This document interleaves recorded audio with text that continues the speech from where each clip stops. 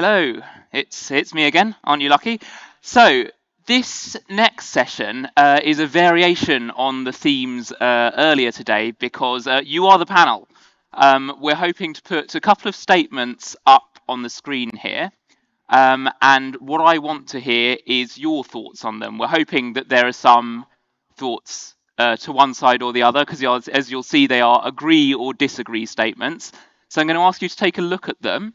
And then if you'd like to offer whether you agree or disagree and why, raise your hand and we'll send somebody with a mic to you. And I'm very much hoping that you do have some thoughts to offer because otherwise you'll have to witness my stand-up act. And I'm a financial journalist and it isn't a good one. So why don't we have our first statement on the board, which is about sustainable finance. So sustainable finance, is it the planet's saviour or is it just another market fad? Now, to maybe get some thoughts going with this, what do we actually mean when we say sustainable finance? It's a term that's bandied around a lot. A lot of it is in marketing material, but can we agree on what it actually means? What are the ways, generally, when we're talking about sustainable finance, we mean the green transition, the transition to carbon net zero. So what are the ways that it can actually hasten that transition, limiting climate change or biosphere damage? Are there any ways, for example, that is impossible or slower under traditional finance? You know, surely if these are viable business models, the traditional financial system would be able to make returns by financing them. What do we think of a carbon tax? Would that be simpler or easier? And how much of what we see cast as sustainable finance is just greenwashing or marketing or branding? So anyone with any thoughts, please raise your hand. Please, in the first row of the black chairs, the gentleman in the red tie. Thank you. Do you mind repeating your question, or should I respond to the what's Ah, written on the screen? it's the question on the screen behind me here. Sure. My name is Prakash Mohan, and I'm an ex-banker, now a consultant. I firmly believe that sustainable finance is very important, and it is not a market fad at all. As long as the people who are providing the financing, they understand what exactly is sustainability and how it is going to make a difference towards the planet. This is a short answer. Of course, the long answer is fairly complicated that what is actually sustainable finance, what are the underlying parameters, and how the bankers should actually see and devise their internal policies and procedures to do actual finance and not greenwashing. Thank you. And could I ask you, sir, what Sure. do you are there any areas of sustainable finance that you think really weren't being achieved sufficiently um, by traditional financial models? Well, you see, when we finance anything in any industrial activity, there will always be areas which will not be sustainable. So we are not going to eliminate non-sustainability of any project. The whole objective is how we can reduce the non-sustainable portion, be it manufacturing or be it any other industrial activity. Thanks very much. Thank you. Any other thoughts on sustainable finance? We have the gentleman in the back left corner as I'm looking at it. When we look at sustainable finance, when you ask the question, is it the planet savior or just a market fad? What comes to mind is it really does depend. And then what we mean by that is sustainable finance as a category is very vast. Some of the areas that have been looked at in sustainable finance is utilizing the ESG parameters. So that's looking at the environmental, the social, and also the governance. And when you look at sustainable finance from that lens, then it's not a fad, because when the firms decide to make investments, they're looking at the company from those three categories. Is if they make this in particular investment, is it good from an environmental position? Is it good from a social? So that's looking at equal pay, it's looking at the conditions of the actual workers, and then it's looking at the governance. And it's looking at the governance from the point of view of they're not just, the companies themselves are not just looking at shareholder value, but they're actually looking at what they do, how does it work for the longer environment. So yes, when you look at sustainable finance, if it's seen through that lens of the ESG position, then it can do very good, not just for the planet, but for the inhabitants of the planet overall. Thanks very much. Anybody else? This gentleman in the grey seats, the second row from the back. The question is here is like there's a confusion between sustainable technology and sustainable finance, in my opinion. It's like people don't understand that it's very important to have sustainable finance to actually power sustainable technology. That's the new buzzword that's everybody talking about, especially this year, the coming years, because the targets of zero emissions in 2030, 2050, 2060, whatever it is, that's what's being required. We need the funding. So this is where people need to look into diversifying their resources into sustainable technology powered by sustainable finance. It's not a fad. It's something we have to consider and keep it behind our minds constantly from now on to reach those targets of zero emissions, hopefully. So yes, that's my opinion about that. Thank you very much. Wow. So you're saying it's less necessarily about the sort of the finance itself. It's that it's financing sustainable technologies, and that's Correct. what we actually need. Correct. They're interrelated, both of them. So it's just we need to understand what is sustainable technology now today, and that's where people need to be educated about. And obviously, this sustainable finance will definitely push that kind of investment into those sustainable technologies. Thank you very much. Thank you very much. The lady in the front row. Hello, everyone. I think it depends on how people perceive it. Are you either as a borrower or as a lender? Do you perceive it genuinely to save the planet, or are you doing it just to tick the boxes or just to comply with the requirements? Do you have any view on what the balance of those two things is at the moment? I think it will take some time until we know and we understand people's intention and behavior behind it. Thank you very much. We've got this lady in the second row of the black chairs in the middle. Hello, I'm from Asia, and I have to thank the Economist of such a great event and special appreciation of the moderator, this young guy. I was on the panel about green finance last year by a hedge fund.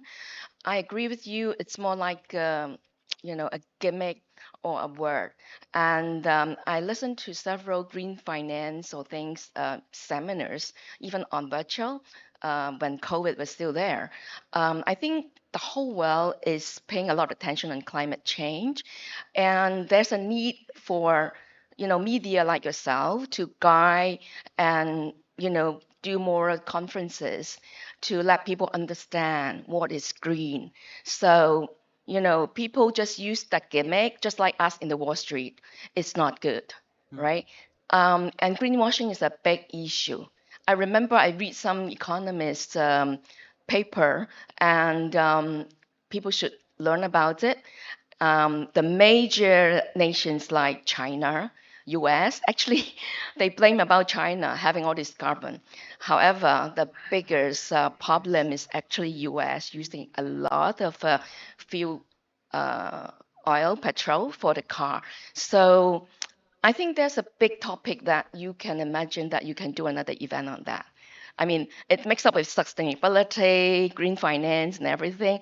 I listened to certain speakers that they really have the knowledge. Even 2 months ago, IBM, I was surprised they were doing something with a program that they really had things to measure the temperature in the forest. This is a kind of thing that the technology can help a lot with the green finance or green world here going forward. Thank you. Thank you very much. So it sounds like you're saying, that it's a good idea that is nevertheless not being implemented too often by greenwashing because people are not aware enough of how to distinguish between what is truly sustainable finance and what isn't. I just want to add a couple of other thoughts because you see, I think the central banks across the world are now really putting the sustainability parameters into the motion. So, in my personal view, I think the sustainability and the sustainable finance is actually going to become a condition for the banks to finance in future, where the ESG parameters will be applied. And as you may be aware that the European Union has already come up with the mechanism where the number of companies will not be able to export to the Europe unless they are meeting certain requirements on the carbon front. So while it can be argued that certain organizations are using it as a fad, but I strongly believe that majority are still trying to work it out a framework where actually they can participate in sustainable finance in a productive way. Thank you. Thank you. That's a really interesting point. That even where firms that might not be able to demonstrate kind of clear, sustainable net zero goals, we might still not accuse them of participating in a fad if they just haven't got the metrics for measuring it right yet or worked out exactly what it is they should be pursuing. Is that was oh, ah gentleman at the back. Hi. Uh, Okay, for me, it's a fad, to be honest, because the moment you see those who are preaching green energy flying their own jets all around, you know it's a marketing fad. Thank you for that that very clear response. I appreciate the clarity. uh, anybody else with a view on this, or shall we move on to our next topic? Perhaps we can move on to our next topic because we have sort of limited time. Now this is about another piece that we have had an interview but not a panel on. And the question is about cryptocurrency. So it's the one behind me. Can crypto ever become part of mainstream finance, or will it always be tarnished by scams and speculation? So again, maybe some thoughts about questions we might consider here before I ask you to respond. What useful innovations does crypto offer or promise to offer that the traditional financial system doesn't? Is there anything really in crypto beyond there's a philosophical allure of decentralization, but is there anything beyond that? Is it even really decentralized given the crucial, we saw a year ago exactly quite how crucial, central role played by exchanges, by people who are mediating transactions? Has last year's blow up of FTX actually been seared too strongly in people's memories and done too much damage to crypto's image? Or on the other hand, is mainstream finance actually any better? It's hardly as if mainstream finance's history is free of its own scams, and it's hardly as if nobody speculates on traditional financial markets. But so the main question is, can crypto ever really be part of mainstream finance, or is it forever tarnished? Does anybody have any thoughts on that? This gentleman at the back here.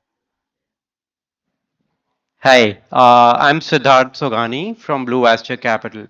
I think crypto is gonna offer an alternative. So it's not there to, you know, be a mainstream thing. It's like, you like Coke or you like Pepsi, right? You always have an alternative. So if somebody wants to use the decentralized way of transferring currency, or do a medium of exchange for goods and services, they can use crypto, or else the swift mechanisms or stuff like this. The existing banking system can be used. However, it is becoming very mainstream because the technology which it uses is really scalable. So all the banks are coming with blockchain backed solutions. They have their own internal settlement mechanisms which is decentralized, and they don't need to use the traditional swift mechanism which takes 2 3 days to settle it. By using that technology, it can be settled immediately. So what we are doing is leveraging this technology and scaling it and bringing it in the mainstream finance. So yeah, that's what I think. Thank you very much. So my take on this is that, yeah, crypto has been tarnished by scams and speculation, but the digital form of payments is a growing area, whether in India, which is, you may have heard about UPI, where even a small fruit seller is accepting the payment, a digital form. And in Bahrain, we have Benefit, which is ability to transfer money on in a digital way. So I think the name will change. Instead of crypto, maybe it will be have some other name, but it will be a part of the mainstream finance. Thank you. That's very interesting, changing the PR. There's a gentleman just 3 rows behind you, maybe, with... Hi again. Uh, I'll just add one point. Since BlackRock is now interested in cryptocurrency, and BlackRock is managing assets worth of 11 trillion, which makes them the third biggest country in the world, it's going to fly. You have no option. Thank you for the very, very pithy point. So thanks. My name is Mohan. I'm an independent consultant. So here we're talking about crypto being tarnished. Yes, of course, it has taken a hit, and people are skeptical, and central banks are skeptical about dealing with cryptocurrencies. But I would like to bring in this example of a crypto payment service which is very much in vogue, which is Ripple. So people would,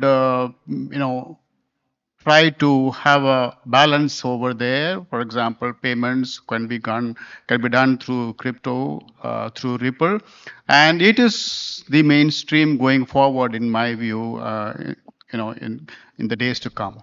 Thanks very much. And there's a gentleman just 2 rows in front there. Surely the answer to your question is yes, and yes, yes. And, one doesn't like to use bad words, but we know what bankers are called in the UK, rhymes. The answer is yes. Yes, yes, yes. So your view is, yes, it will remain tarnished, but that's no obstacle to being accepted in mainstream finance. Because bankers have been tarnished by scams and speculation for 700 years. There are bankers here who are bad people. I was thinking of you.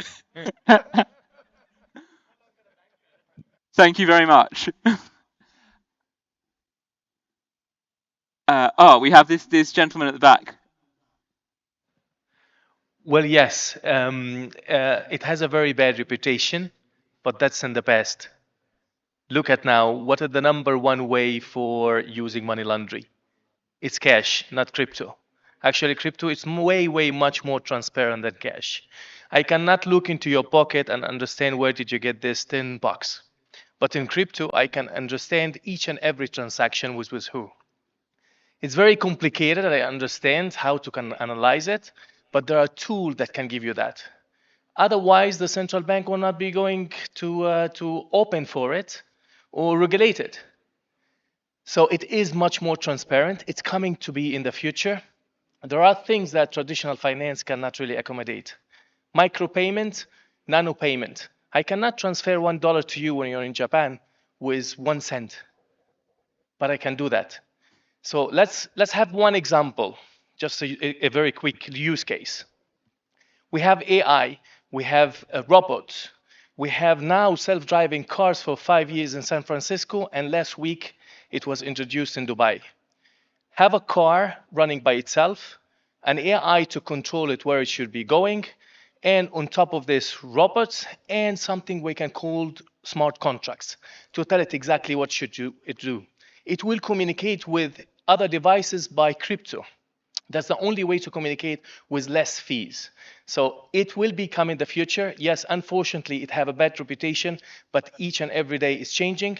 There are more regulations coming. There are more implementation coming. And I agree with the gentleman in the front, one like BlackRock and different banks are taking it. That means it will be in the future. Thanks very much. Before we go on to the next one, I'm curious. Is there how many of the people who are sitting here who are happy to identify themselves?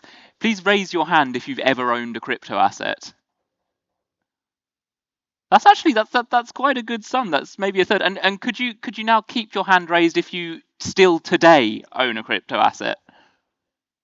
Ah, you're a diamond hands group. People have kept hold of them. Anybody else?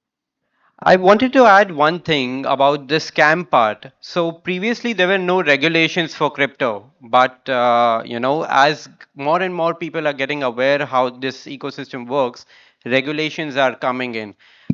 Crypto as a technology is not a scam, but the people who are issuing that tokens, people who are doing ICOs, people who are running exchanges in absence of proper regulation.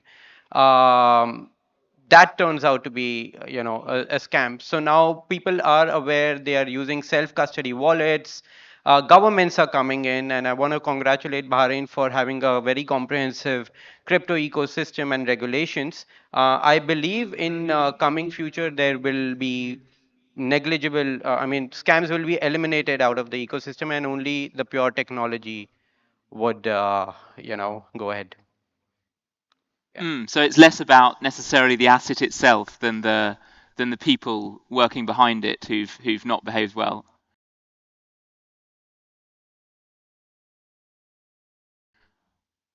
Can I now? It seems like we've sort of talked through these to our heart's content. You seem sort of pretty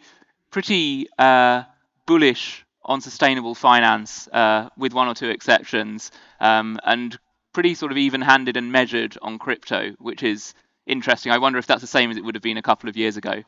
But can we now change to our next interview? Can I ask Tom Greenwood up to the stage? Tom is the CEO and co-founder of Volt.